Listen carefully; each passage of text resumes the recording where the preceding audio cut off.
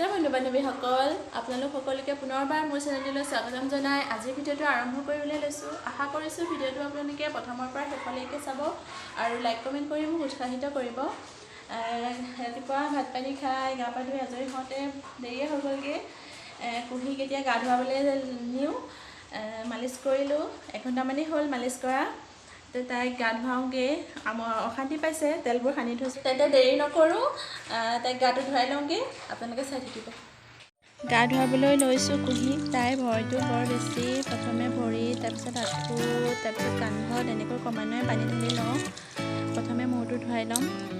মূৰ ধুৱাবলৈ মই সদায় হিমালয়া বেবী চেম্পুটো ইউজ কৰোঁ। ল'ৰাকো এইটোৱেই ইউজ কৰিছিলোঁ।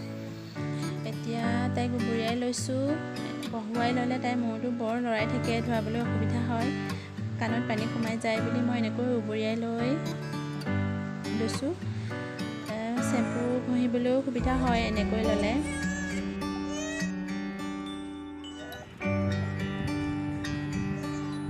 মূৰটো ধুওৱা প্ৰায় হৈয়ে গৈছে। মই এনেকৈয়ে তাইক ধুৱাবলৈ অভ্যাস কৰি লৈছোঁ, কিয়নো কেতিয়াবা অকলেও গাটো ধুৱাবলগীয়া হয়, ঘৰত কোনো নাথাকে, তেতিয়া এনেকৈ ধুৱাবলৈ সুবিধা হয়। আপোনালোকেও এনেকৈ ধুৱাব পাৰিব।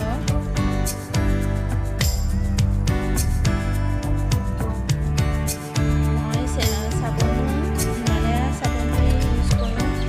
এতিয়া তাইক বহুৱাই ল'লোঁ চৰিয়াটোত। শাকবোৰ ভালকৈ ধুই দিছোঁ, খুব মলি সোমাই থাকে আঙুলি যিবোৰ জেগাৰ চেপ খাই থাকে সেই জেগাবিলাকত খুব মলি হয়, সেইবাবে ভালকৈ ধুৱাই দিব লাগে। গৰম দিনত ভাল ধুৱাবলৈ, সময় লৈ পেলাই ধুৱাব পাৰি, কিন্তু ঠাণ্ডা দিনত এনেকৈ ধুৱাব নালাগে। পটাপট ধুৱাই উঠাই দিব লাগে পানীৰ পৰা। কিন্তু এতিয়া যিহেতু গৰম দিন, তেতিয়া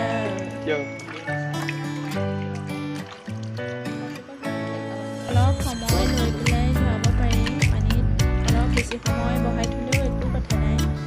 তাৰপিছত তাহাঁতৰ প্ৰাইভেট পাৰ্টছবিলাকো ভালকৈ ঘঁহি ঘঁহি দিব লাগে, চাবোন লগাই ঘঁহি দিব লাগে আগফালে, তাৰপিছত পিছফালেও তেনেকৈ একেধৰণে দিব লাগে। যিহেতু বহুত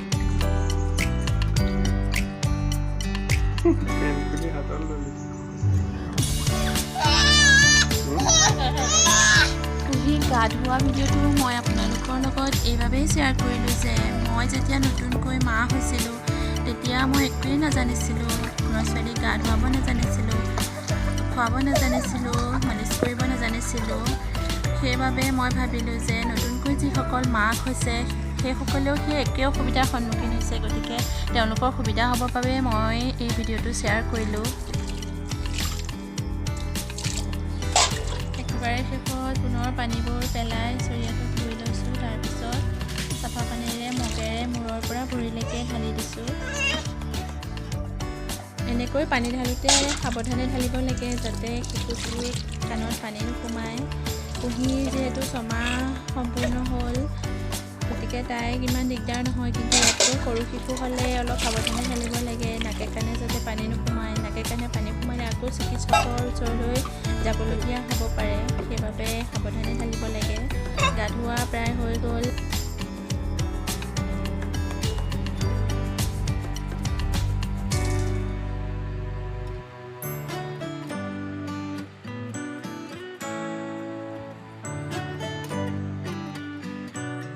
গা ধোৱা হৈ গ'ল, এতিয়া কাপোৰ কানি পিন্ধালোঁ, অলপ বিচনাতে খেলিবলৈ দিছোঁ।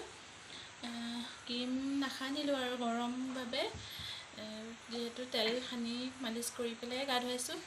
গতিকে আজিৰ ভিডিঅ'টো আপোনালোকে কেনে পালে মোক জনাবচোন, আৰু যদি ভিডিঅ'টো ভাল পালে লাইক কৰিব, কমেণ্ট কৰিব, শ্বেয়াৰ কৰিব।